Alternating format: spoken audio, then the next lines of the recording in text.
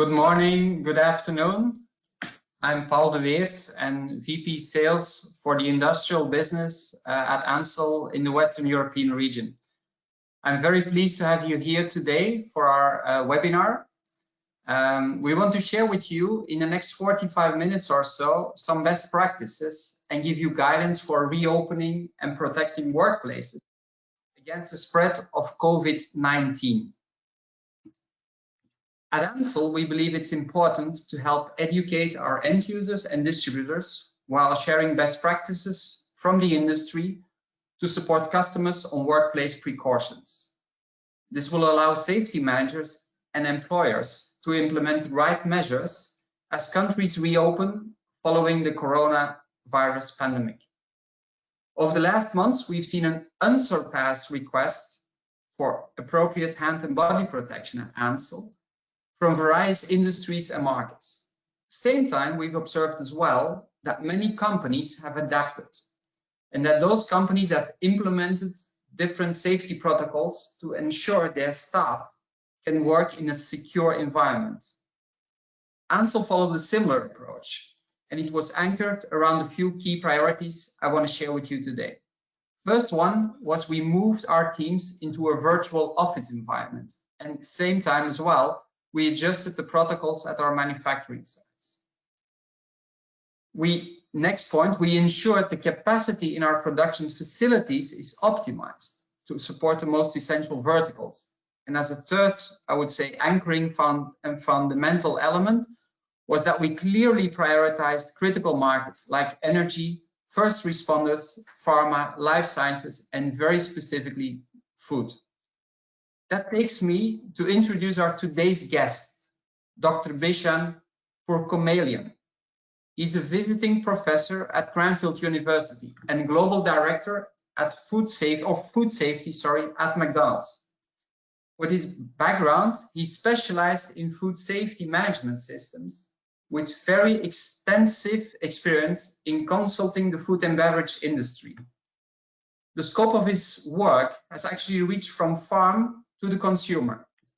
And I'm convinced that with over 20 years of experience, Bachand will be able to share with us today very, very interesting guidance on how safety professionals, like all of you here, can create and implement strategies to reduce the risk of exposure and limit the spread of COVID-19. I hand it over to you, Bachand. Thank you very much, Paul. Good morning, everyone. This is actually very, very strange, very unusual because I cannot see anybody except Paul. So it feels like I'm just speaking with Paul today, which is quite relaxing on the other hand. So I hope you can all hear me properly. And if you do find I'm speaking too fast or you don't hear, please raise your hand or send a question or a comment to let the organizers know, and it can prompt me to slow down or change the speed and clarity of my presentation. So today, as Paul mentioned, I'm going to be addressing for you what we have done and what others have done that I have noticed to ensure that the challenges that exist is met. Now, it is very unusual to actually see us in this criteria that we see ourselves in. So let's take a first step. So slide number 1, please, Paul. So I'm going to be covering 5 different areas today. The first one is the challenges that we actually saw and we had to overcome, not only us as well. Of course, there's a lot of other people in the industry, not just McDonald's. And also, we're going to be talking about how do we adapt to those changes? What will be the new norm, as we would like to call it? To do that, what best practices and what examples I can share with you that we actually didn't come up with ourselves. Naturally, we work with a lot of people internationally, but if it's customers, if it's our employees, if it's actually the government, competitors even, it doesn't matter. We all work together to come up with best practices and share them across the industry. And of course, I'm going to end up with some conclusions in that area. And then after that, we will have a Q&A session to discuss what you have to ask about. And if something I did not cover, you need to get information about, I will try and answer that for you. or Ansel can actually provide some answers for you as well, because they have extensive knowledge and experience in this field as well of protecting customers, employees, etc. So let us start right from the beginning on the actual challenge. Next slide, please. COVID-19 is something that everybody believes to be very, very new. But however, we faced this situation before. We have had SARS, we have had MERS, we had avian influenza. So we actually do get viruses coming up from time to time. In fact, this will be number 6 in the past 20 years alone. And they are actually getting more because we are actually working in an environment where population is increasing.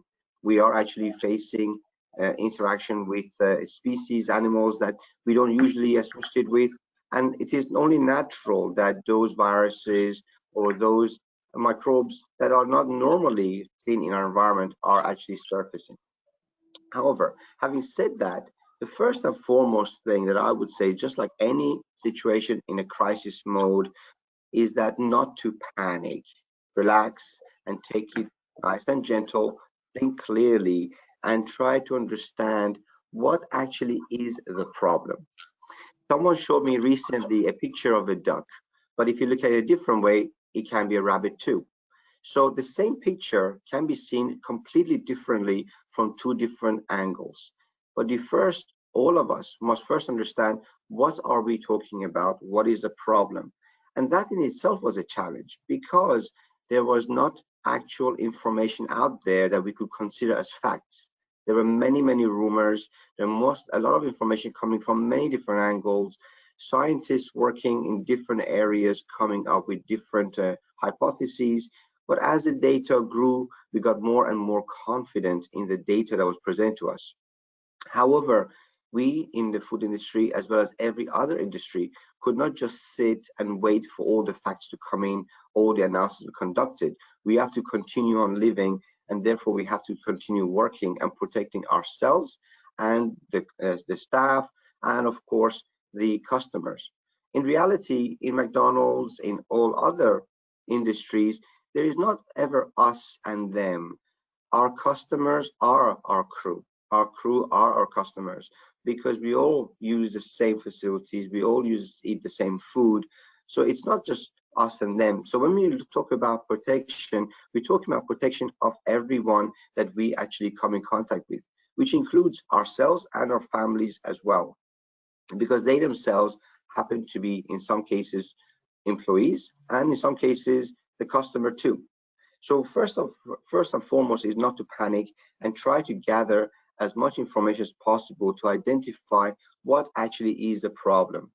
And then, having identified the problem, and then try to address that from our point of view, from the point of view of those who see it from a different angle, and be able to understand that everybody looks at it in a different way. They have emotions that actually will kick in. Some will go in panic mode. We have to calm them down. Some will actually take it as denial, and we have to educate them as well to explain what exactly is the problem. Now, here's a situation that here we are in the food industry talking about COVID-19. COVID-19 is not a food safety hazard. It's a public health hazard. You do not actually get COVID-19 by eating a product. You get it by breathing or going through your eyes, etc. It is respiratory.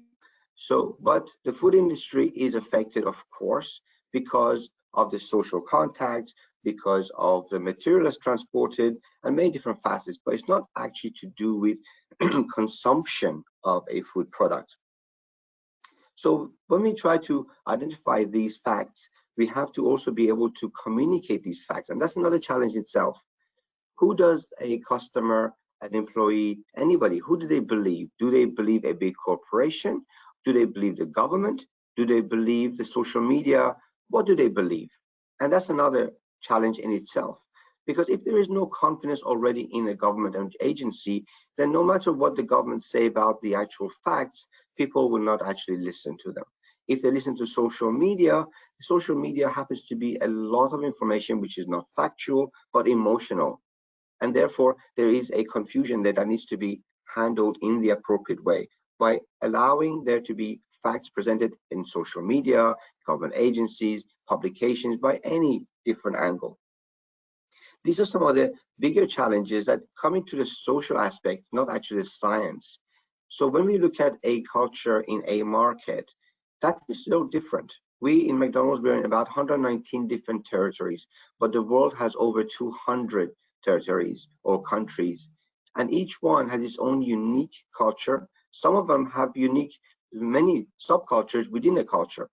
So if we, for example, take the UK, if we go up to Scotland, it's very different to England. If you go to Wales, very different to Ireland or Northern Ireland. So within that, there is different cultures. Even if you take England on itself, north of England is very different to south of England. The same applies in Germany, France, or any other European or non-European country that exists today. The larger the country, the more variety of cultures you see within that main culture. So therefore, we have to also understand the social behavior too, and be able to admit that we have a bigger challenge than just have one communication accepted by a whole country or the whole of the world. With WHO, World Health Organization, giving out a statement, it doesn't mean that every single culture, every single country understands that statement the same way. So it has to be very, very clear. So if you try to understand how to speak with one word or one sentence, but understood by over 200 different nationalities, is not an easy task, it's a challenge in itself. So there are different ways and different challenges that we face all the while. Also, we must also forget that when people go into panic mode, they constantly forget about all the good things that they've done before, and they want to start totally new. But this actually should not occur. We must start to think about the things that we've been doing for a long, long time, and we've learned through incidences, crises, through innovations we've learned, and we've made our situation better. So therefore, we mustn't throw those away. We must look to actually build up.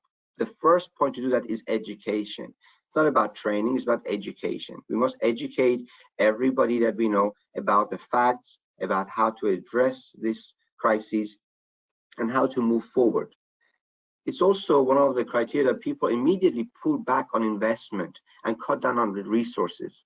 Well, if you're actually being faced with a danger, you don't pull back, you don't hide away, especially not in COVID-19. COVID-19 is from a coronavirus. It's a virus that's never going to go away. Hiding from it is not going to solve the problem. We must face it, we must invest, we must actually build up resources, look at technology, how to educate, and move forward to actually hit it face on and actually overcome it.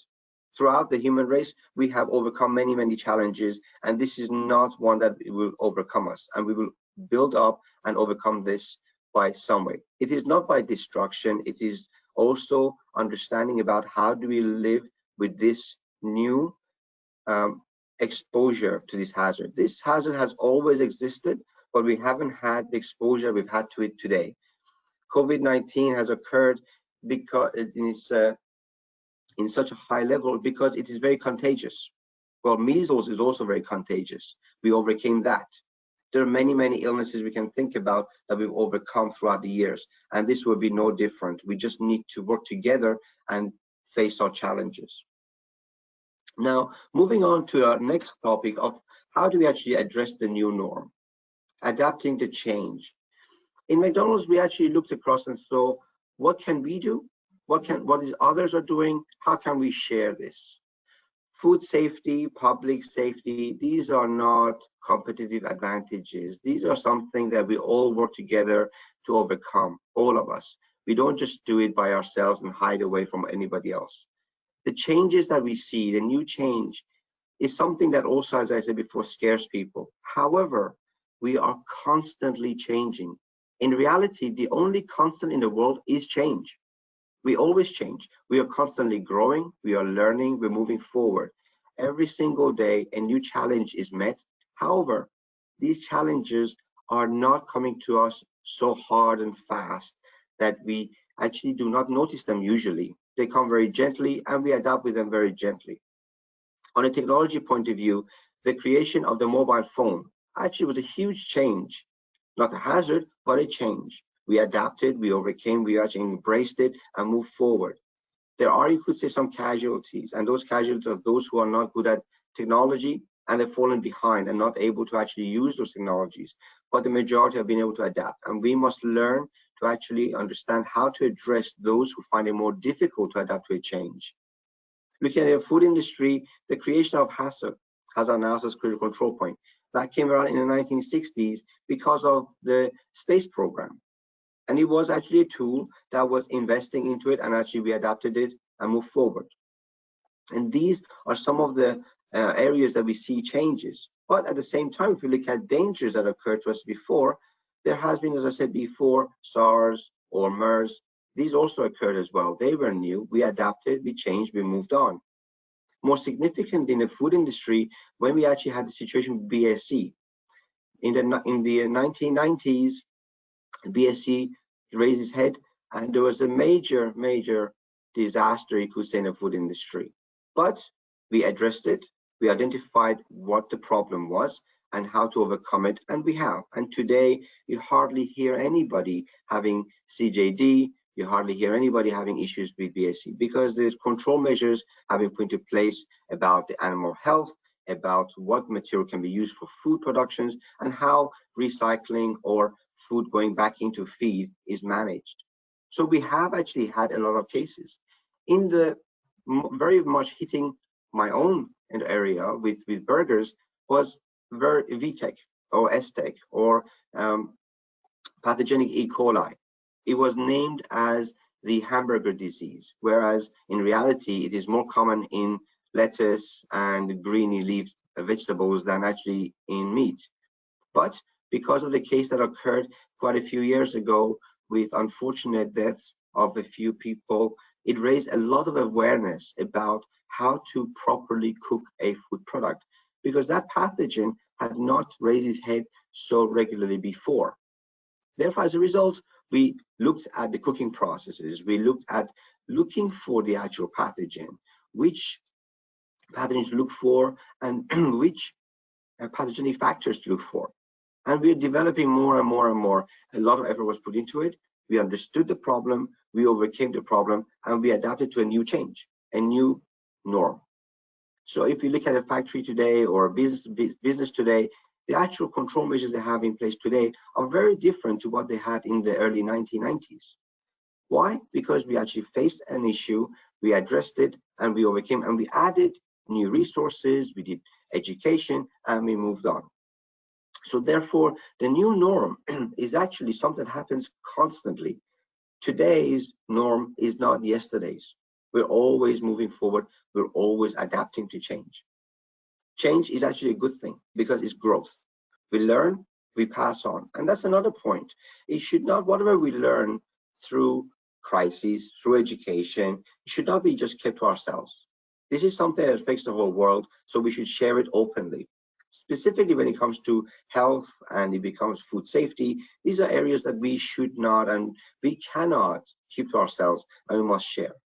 There are not advantages of this saying one company is better than the next. We never decide, I will go to this restaurant because it's a safer product.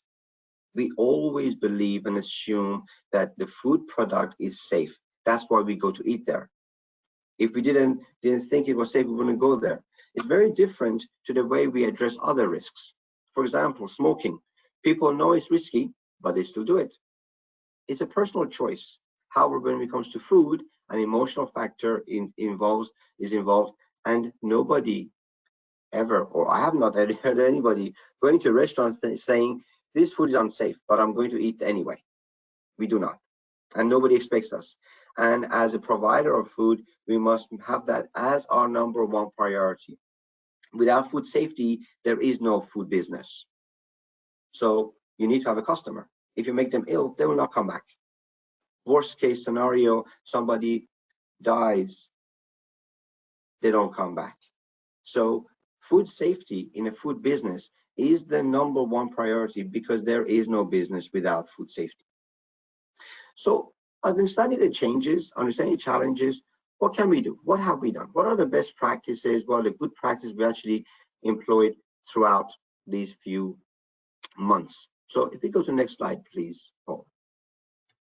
The best practices, we always talk about best, but it could be good practices. It could be a practice that actually is good to use across the way. So some of the ones is like hand washing that I put onto here. I can see a picture here. This is in Netherlands.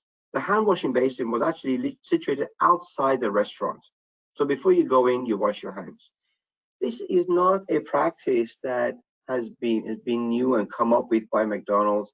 This has been going on in the Far East for many, many, many years, and not just us. It's all about a culture. In Eastern Asia, it is normal to have hand washing basins in the lobby area. It is very normal to wash your hands regularly. It goes back to education at the school level. At school, primary children being taught to wash their hands constantly and moving that forward throughout the years, it becomes normal to wash your hands before touching the food. If you think about in my industry, in a quick service restaurant environment, we actually come out, let's say London, for example. For those of you who've been to London, you go on the underground, you touch everything that other people have been touching, you come up and you go order your food, and without washing your hands, you grab a sandwich and you bite into it.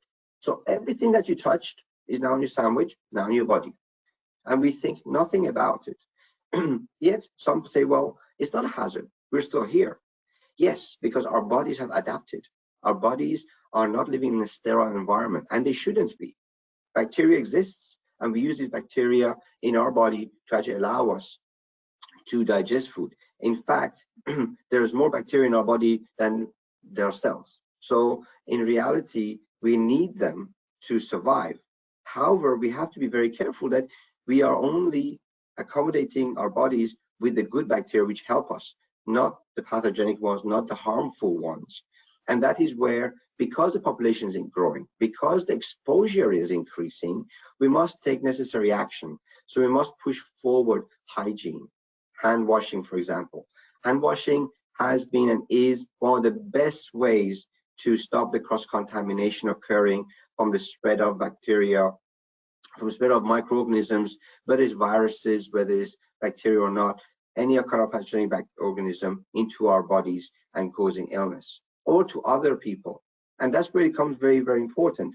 Most of the time, many people think about, I am okay, I am healthy, but we kind of forget that who are we touching? Who are we in contact with?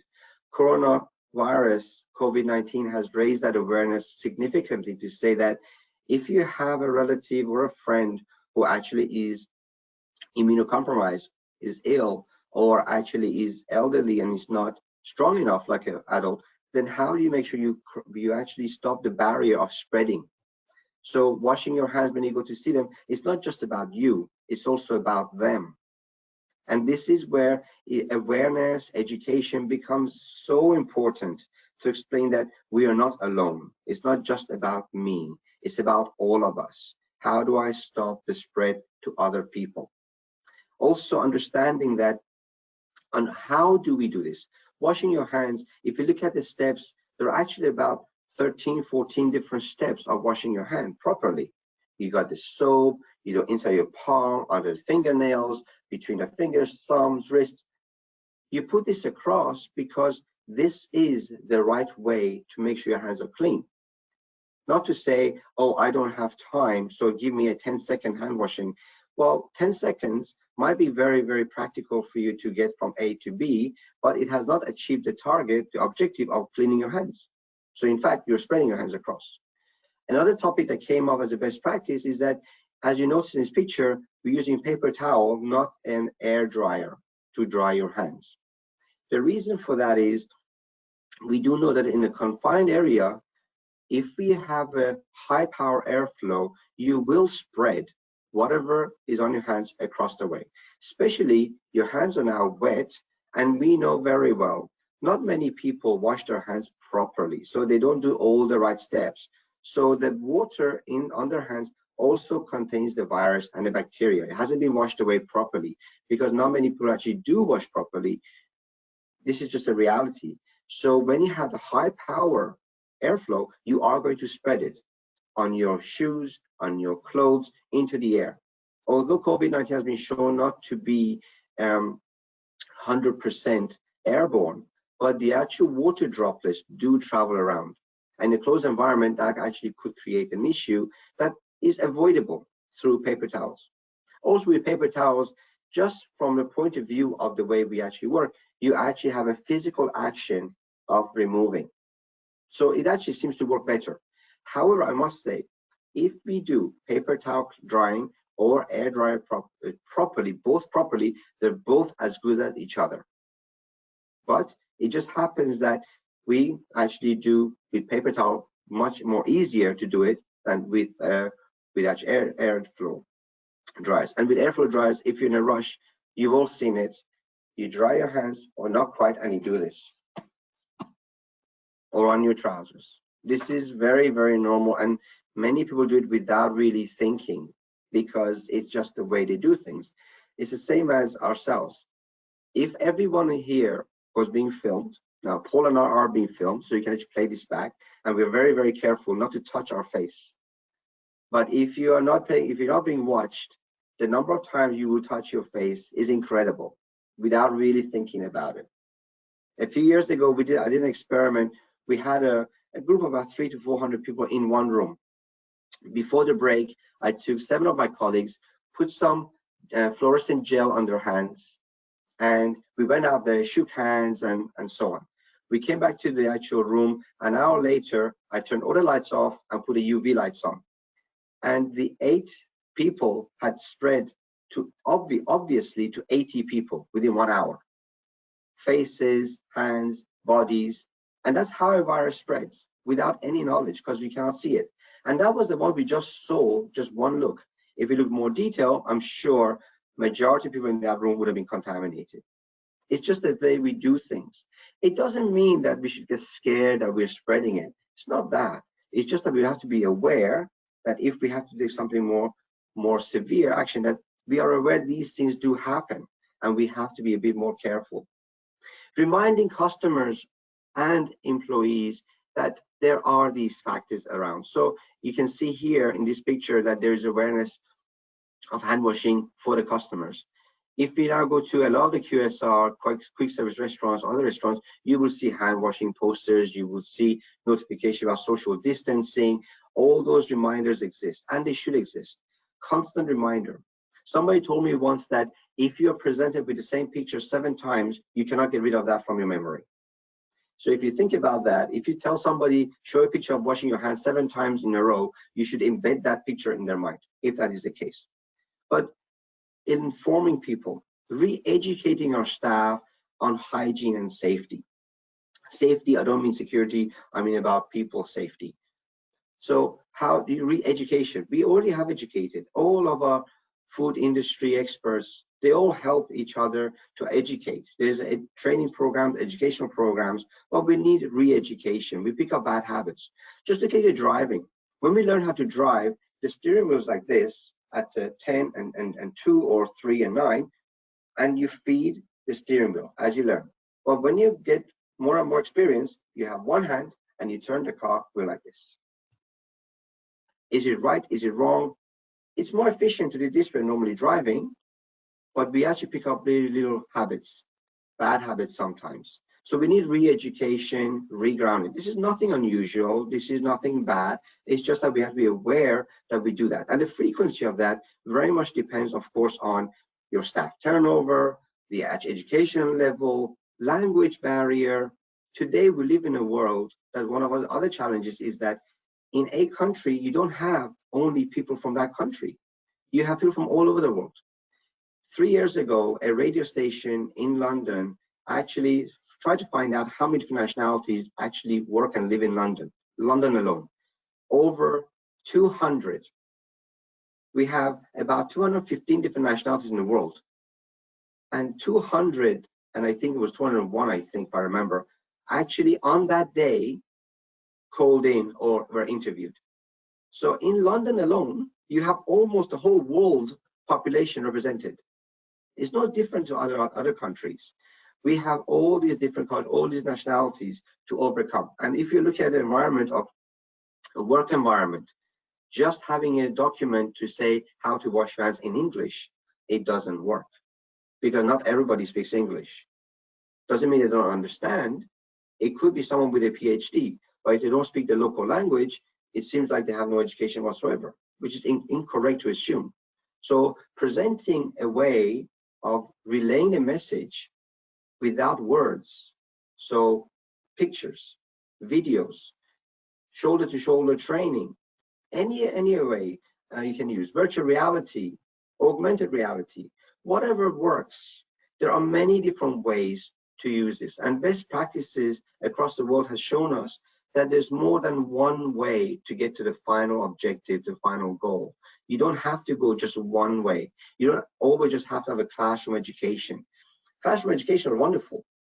If you have about 5 to 15 people in a class, but if you got 45 people in a class, you don't take much in. I mean, I still remember what it was like back at university with the 250 students in a room. 10% were sleeping anyway. You know, so you need to have that interaction with the actual trainer or the teacher or a consultant to be able to engage with you constantly. And that is one of the highlights of any best practice. If you find yourself a good teacher, a good trainer, do not let go of them, because they can relay the message, whatever the message may be, very efficiently, and that stays in. If you think back in your childhood, the teacher you remember is the teacher you liked, and the subject you remember is because of the teacher you liked, not because of the subject. Rarely do people like subjects. They like it at a young age because of the one who's teaching it and the way they're teaching it. So if you can actually encapsulate that and get someone who's good in education and bring them to actually educate the people, they will learn and they will actually keep that in their mind always. It's that interaction that makes a difference.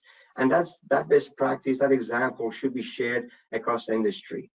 I mean, in one point, I was actually talking to one of my friends who actually is a school teacher to actually teach about hygiene. Why not?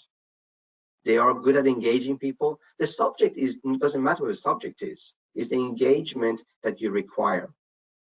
In that case, you actually think about how to, when you re-educate and you say, what's important? Well, today we clean the floor once a day, we clean the table once a day. Is that enough? Maybe we should do it once every hour. Maybe we should do it once every 2 hours. The point is that we must actually, at this present moment, increase our hygiene activities to overcome this situation that seems to be spreading very fast. So in our restaurants, you will, as soon as the doors open in this country and others have already started, if you go into a restaurant, you will notice that there's higher level of cleanliness going on as a frequency point of view. There's more often you see them cleaning the actual tables, cleaning the actual touch screens. That is fine. The number of staff are being increased to allow that to happen. So this is the same as everywhere else. If you look at ourselves, we wash our hands more often. We sanitize our hands more often. So we do all these things that need to be in place. The question also comes up about face masks, face shields. Are they important? Well, here's one that actually the challenge of what I started at the beginning comes in. What's the real fact? Do wearing masks actually help or do not? Well, there is different information from different sources because the experiments that have been done are different. So some of them are not comparable with each other. But we do know the fact that if somebody is ill, actually has the virus, wearing a mask will reduce the possibility of spreading from them to others. It is simple logic. You cover your face, any water droplets are caught. They don't come out. And that's one of the primary routes of infection is from the droplets from the mouth because it's coming through your respiratory system. So it doesn't do 100% unless you have the N95 respirators, which actually really cover all this area and nothing comes out. But those are for emergency services, it's for hospitals, it's for doctors, it's for those not to spread. And because we have realized that you could actually have the virus without any symptoms. So ensure that happens. At the same time, because one of the symptoms is coughing, and if somebody has it and you don't want to catch it, then again, as a health worker, if you have the N95 or the other respirators, which actually do snugly fit, and a face shield, then the most of the water droplets coming in from someone coughing at you are actually stopped. But then you got to be sure that the clothes that you wear are now contaminated too, and so will your hands be. So you got to make sure you don't touch your eyes, don't touch your nose, don't touch your mouth, or touch other places that could cause an issue, and wash your hands very often. So there are some advantages, but at the same time, there are disadvantages. Many people who are not used to wearing masks do not know how to use them, and they forget, and they'll touch the front. And that's exactly where contamination is, from others coming towards you. So it's always remove from the side, never touch the front. So again, education, how to use a mask. Single-use masks should be used only once. Multi-use ones, yes, you wash them, and you see in the marketplaces many different multi-use masks are available now with filters, etc. Very good. However, you must also be understanding that you must clean it. You cannot use the same one again and again without cleaning it, because the virus, the bacteria sits there. And we've noticed that viruses can survive on certain surfaces for a prolonged period of time. In some of the studies show, like on cardboard, on paper, etc., they can last up to 72 hours and still be active. And of course, viruses don't grow. They don't, like bacteria, they don't grow. They actually are not live organisms. They just sit there, and eventually they become inactive. But it's still not within a few minutes. It is a few hours. So if you're wearing a mask in one day of 8 hour long, it will be viable for those 8 hours. So being careful of that. There's other practices coming into place with fogging. If you notice that something with this handheld spreading, kind of like a fog and disinfecting, it's very good way. However, what's important is not to get carried away and buy any kind of fogging system. You need to have one which has the right chemicals, has the right level, concentration, and also it is not hazardous to people. So you could be killing the virus, but it could be actually endangering your own life by actually having a high concentration of a chemical that you should not be coming into contact with. So there's many different points that you need to consider, as well as coverage. So a virus is very small. It's much smaller than a bacteria, for example. If they sit on the surface, they don't cover the surface. They sit like this. So if you actually spread this fogging, what's the efficiency that that chemical in that water encapsulation actually will connect with the virus? So the efficiency validation is very important too, because usually what we do, we spray water droplets with the chemical and then we wipe. We don't wipe to sanitize or disinfect. We wipe to remove. And on this cloth, it dies or gets deactivated, not on the surface. If you want to do that, you must soak the surface, and there is a time. So for certain chlorine concentrations, it's 5 minutes contact time. It's like everything else. You need time and the chemical activity. In some cases, time and temperature. So if you're going to actually disinfect with heat, you need temperature and time. And this virus is not very heat sensitive, it's resistant. So 60 degrees Celsius will actually deactivate it. So these are best practices that we actually learn from others. And then it comes to understanding about the culture and how do we move forward. Delivering onto local cultures and social behaviors. So in the Asian market, everybody's been wearing masks for many years. If you go to China, you go to Japan, you will actually see people wearing masks before COVID-19. So for them, it was nothing unusual. But in Western Europe, to ask someone to wear a mask is not very common. And many people believe that when you have someone from the Asian market coming over to Western Europe wearing a mask, people were thinking, oh, do they think we are dirty? It's nothing with that. It was themselves protecting us from what they might have. So very ethical way of being. So, but misunderstanding, again, goes back to what I said at the beginning, understanding what is the issue, understanding it before hypothesizing about the problem, understanding it. So we must understand about the cultural behaviors and social behaviors before we go into everything. So you cannot have, even in McDonald's, for example, we cannot say you must use masks in all the 119 countries. Cannot say that. We should not say that, because first of all, we are using a piece of tool that is not 100% guaranteed to protect, number one.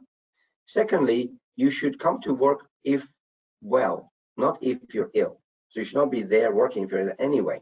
Also have other social distancing tools in place. So it's left to the culture, because some cultures, in fact, if you wear a mask, it is seen as a bad thing. Wearing gloves is seen as a bad thing. So by not compromising safety and food safety, we must consider social and cultural behaviors too. So coming up to 40 minutes, 35 is me talking on and on. I can go on forever. So I'll just go on to the conclusions now, if I may, Paul. 6 main points. You must also talk about the good things that you've done. So like I said, the best practices. Talk about the good and the new. Make sure people understand that you haven't been doing nothing. You have been working hard. Through the history, we've learned and adapted. So a lot of the things that we've learned come not from the food industry. Microfiber cloths, they come from the automobile industry, not the food industry. We use them. Checklists, they come from the aeronautics industry. When you have an aeroplane, you have a checklist, which came into hospitals, which then came into the food industry. We didn't create it. So there are a lot of things that, we have to learn from others, actually use on top of what we've done before. Like I said, HACCP was from the space industry, so from NASA. So we adapted that. So talk about the things we've learned and then the new things we've learned. Use existing tools that you already have and bring on to new tools. So for example, using technology to record. So automating systems, using technology such as virtual reality, augmented reality, or other things to educate, to learn. Use those. Record and automate where possible. If you can automatically record product temperatures, do it. If you can automatically measure the cleanability. So for example, looking at health effects, the actual temperature guns that we see for the foreheads, they are not 100%, but they are an indicator that can assist as well. That's something new. But making sure, again, safety is in place, you don't put in someone's eyes, and also understanding what temperature is the right one, what range. So it's very important too. Maintain and increase your initiatives. Do not just stop and say, I'm not going to add any more. Look at new things, look at new ways of moving forward. Challenge it and go forward head on. Don't step back and let it come to you. You go ahead, face it. Give the authority to raise alarm. In the Japanese way, it's called the andon cord. So in the food industry and the automotive industry, the authority was given to any employee on the line to pull this cord to stop the whole line of manufacturing. To say something's wrong, stop it. You have the authority. The same authority should be given to every person you work with to actually stop. If they see there's a danger, allow them to have authority to stop, because they will see something that we don't see. In McDonald's, I don't work in the restaurant every day. The same as my colleagues that are in my position. People work on the line every day, see things all the time. You must give them authority, the knowledge to actually say, stop. Let's look at this risk. Sometimes it's not a risk at all, but that's fine, because we can go into education. Educating our staff of what is a real risk, what is not, or what is the level of risk. There is never no risk, never, because it's a probability. So is this risk significant enough for us to stop everything now? Can we continue and fix it as we go along? So addressing those risks, it all comes to education. And the opportunity for education as we move forward, we learn, we change to the new norm. And it's not just about the staff, it's also about the customers too. Why not? A few years ago, nobody knew what salmonella was. Nobody knew what Campylobacter was. But on TV, constantly we hear this chemical will kill all known bacteria, E. coli, Salmonella, Vibrio, and they mention it, and people know it now. It's about education, and education can be done in many, many different ways, not just one way, not just a classroom, not just one-to-one discussion, many different ways, different social behaviors, different cultures, adapt to different methodologies of education. And we must embrace that, understand it, and address it, and use best practices, and then share those best practices as much as we can, so all of us come out of this together in a very nice way. Now, it's very important to notice that if something goes wrong with a small food company, the whole food industry is impacted. So it's got nothing to do with whether they sell salads or they sell burgers or they do sous vide. It doesn't matter. It's food industry, and people see food becomes emotional, mistrust everywhere. So we must all work together, not only in our own industry but across industries. Because as I said just a few minutes ago, we learn from other industries, and we can also teach other industries because the processes are very similar to achieve a different goal. With that, I would say I think I've spoken enough. Maybe you have fallen asleep. Maybe you haven't. If you haven't and you're awake and you still have your coffee with you, I would like to move on to the Q&A and next 15 minutes to see what we can ask. Thank you. Thanks, Bachand, and thanks, Paul, for the opening introduction. A great insight into an industry leader and the way you've coped and dealt with the current pandemic. So thank you for that, and very thought-evoking and insightful. So thank you very much. We will open the floor for a Q&A session. So please, if there is any questions, please fill in the box on the right-hand side of the screen and ask any questions to Paul, Bachand, and Rickard has now joined the call, so he's available to take any questions you may have. Also, there is a handout section, so if you wish to download any information from today's session, please feel free to do so. I'll hand over briefly to Rickard, and please enter your questions into the question box. Thank you. Okay, thank you, Paul, and thank you also, Paul de Weert and Dr. Bachand. Apologies, I was in a bit of an emergency this morning, so I wasn't able to join from the beginning, which was the intention. However, I walked in right as Paul was kicking off the meeting. I couldn't have done it any better. So certainly it's been interesting to hear, and I've learned quite a bit. And thank you, Dr. Bachand, for sharing your insights and your experiences here. Very much appreciated. We've had some strange times indeed, and challenging times over the past 3 months. I think different challenges for different companies. I can only imagine some of the challenges that McDonald's has gone through, and at Ansell we have dealt with production curfews and export restrictions, raw material shortages, and at the same time trying to keep our people safe, of course, and at the same time also keeping the flow of essential PPE going to all the essential workers out there. So we have learned a lot, and we wanted to have a discussion here today. So let's see if there are any questions, Paul. Yeah, okay, so a couple of questions have come in, and I think this one is probably for Bachand. So with the urgent need for PPE all over the globe, did McDonald's make an assessment of the quality of PPE used within their premises, especially that many low quality or lack of compliant products have entered the marketplace? It's a very good question and a topical one, as we saw in some of the countries that the issue that they had to face. Yes, we did. A simple answer. We actually investigated what are the best masks, for example, and best gloves to use, considering the actual testing that needs to go on. So there is the American test and the European tests, which are the most prominent ones, the EN standards or the ASTM standards.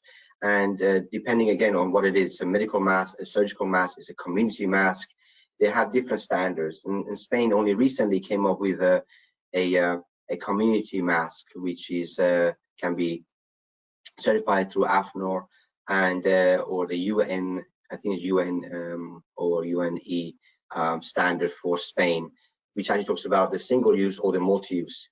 But and these are different standards which can be used, but they haven't been approved fully by EU yet, and I'm sure that's going to happen sometime. But we had to look at those and make sure it's fit for purpose. And then the suppliers we're looking at providing those, we require them to adhere to those standards and provide us with certification that actually has gone through a test, is past that. And we also looked at the certification to be by a reputable authority, a company which we know, we actually trust in the methodologies. and those are the ones we actually only went for. Needless to say, there was many suppliers came across to sell their product. Not all of them met the requirement. So I would not say intentionally. I would say more lack of education of what we needed. So using a standard that did not apply to us. So trying to give us surgical masks, which N95 masks, to say, well, we don't need those, and those should be for the health authorities. What we need is the normal face coverings that we need. Same applied for gloves. Looking at vinyl gloves, hybrid gloves, nitrile gloves, and of course they're all for different purposes. So one of them is very stretchy, so latex gloves, but then latex you have issues with allergens and skin sensitivity. You have some other ones which got phthalates to them, so we must make sure they're not there. So there are specific requirements for gloves as well to see which ones we can use, which ones we cannot use. So yes, we looked at those, made sure the supplier applied the specific required fit for purpose standard, verified through who actually authorized that to be the right material, the right formatted, and then we went and tried to get supply. The problem also, this may come up, the challenge is that any country who was facing at the height of the pandemic, any gloves, any mask that would come into that market would be actually taken away by the government to give it to the actual health workers and to the army and etc. support services, which is very, very good and correct, because they are the ones who number one need it. So concentration, making sure number one priority for those guys who actually are dealing with the ill or they themselves are protecting, they're the frontliners, they should get it first and then the rest of us. But the short answer to your good question was yes, we do. Okay, thank you for the answer, Bachand. Another question that's come in. Do you believe there is a requirement for specific legislation surrounding the workplace management for COVID-19? I don't believe specific legislation is necessary. Legislation, what it does, it narrows the road in which you walk on. And as a result, with the number of people walking on the same road, there's a habit of people jumping off the road and doing something illegal. So regulation is not always the answer, but definitely there needs to be regulatory agencies providing specific guidelines and holding those to have to apply it to account for not following guidelines, ensuring safety. So the guideline, for example, is say you must provide safe food. Now, how you provide safe food is up to you. You can cook it, you can chill it, you can microwave it, you can do whatever you want, but you're serving safe food. If you don't serve safe food, then you are held to account why you did not. But to say to somebody, you must cook at 70 degrees for 2 minutes, and that's it, well, in that case, we're going to have a lot of issues with a lot of food products that we have unnecessarily. So I don't think necessarily a regulation is necessary. I believe at this moment, with the information I have today, I would say I don't think regulation is the only solution. I think a regulatory organizations coming up with guidelines and then holding people to account of not following those guidelines would be more, I think, more productive. Okay, thank you. Next one that's came in, which may apply to all the panel. The overall corona situation in Germany is improving. Coming to traveling across a geography or a territory, what would your advice be? I'll let you guys talk first.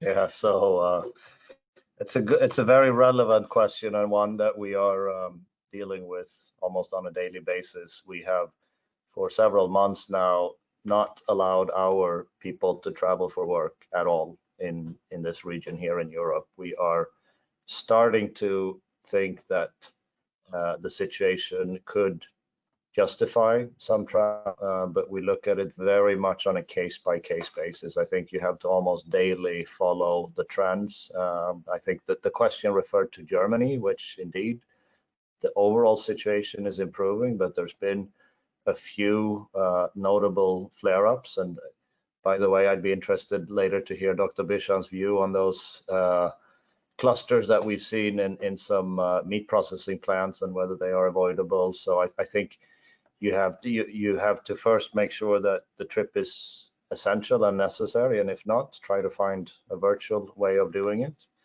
And then if you are going to travel, if you feel that it's important, make sure that you have the latest information and that you take the precautions, whether it's usage of PPE, hand hygiene continues to be very important, all the normal things that we're doing, and social distancing, of course.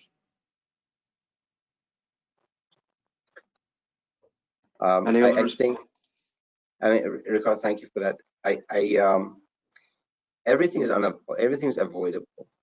However, because of the symptoms not always being visible, it is possible somebody who actually has the virus within them to actually go to work thinking very, very innocently that they are okay and they are not carriers.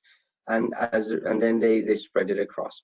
Now, usually the normal hygiene practices in a slaughterhouse should be very good enough to actually prevent the transmission across. And however, the question comes up, what actually did happen? I mean, I wasn't there. We were not there to see what actually happened. Why? There's always infringements of hygienic practices. Nobody is perfect. In this situation, the practice somehow did not meet the mark and probably caused a spread. And of course, because the disease or the virus is very highly contagious, it spreads very fast and very quickly, especially in a very closed environment. And in certain parts of the slaughterhouse, you do have quite a lot of airflow. So if you go inside the cooling systems, or if there's a lot of water also dispersing everywhere, depending on where you go and how they actually are slaughtering the animal. And so it is possible that it has heightened the case of spreading the actual virus. But again, these are just speculations. I do not have any details more than what was on the actual news about what happened, who did what, etc. Perfect. Thank you, Bachand. Paul, anything to add? Oh, in the end, for me, I think when we look back at the communication we made towards our teams, and I think it's a question of common practice as well, or good practice as well, is to start with yourself. Are you comfortable of traveling? Are you comfortable of going somewhere? Are you traveling into an environment which is safe, based on what you see, based on the exchange you had with the customer, with the counterpart at the customer, and so on. And if all these things are, I would almost say, if the boxes are ticked, then it's definitely okay to do, to travel, to go there, and so on. And all the other things, if in case that checkbox is not ticked, then it's a no-go. That's my position on that one. Perfect. Thank you. Well, again, thanks, Bachand, Rickard, and Paul for your time this morning. It's been great to host the webinar. We're going to close the session for today. Any questions that haven't been answered by the panel, we will come back to you with some details. And thank you again for everyone for joining and taking the time to listen and share. There is now going to be a short video, 2 minutes, which features Ansel's response to COVID-19. So please stay on the line, watch the video, and stay safe. Thank you. Goodbye. Thank you. Thank you. Thanks, everyone. Bye.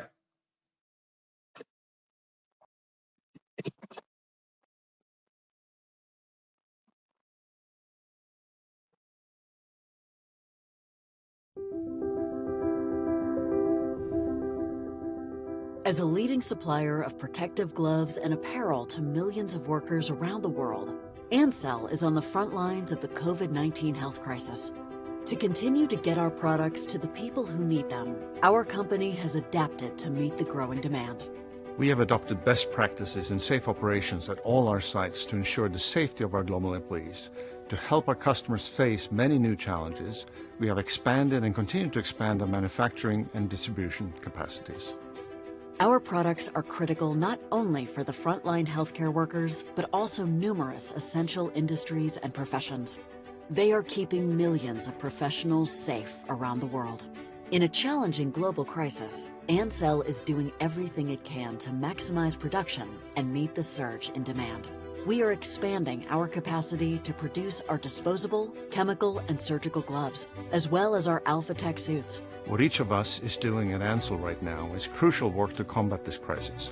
Without our protective gloves, masks, and suits, the frontline doctors, nurses, medical technicians, and so many others would face far greater risk as they work to save lives. We are keeping millions of health and essential industry professionals across the world safe at this very moment. We have also been able to donate products to local medical teams, police, firefighters, EMS, and government agencies in several countries. We know this is not an easy time for anyone.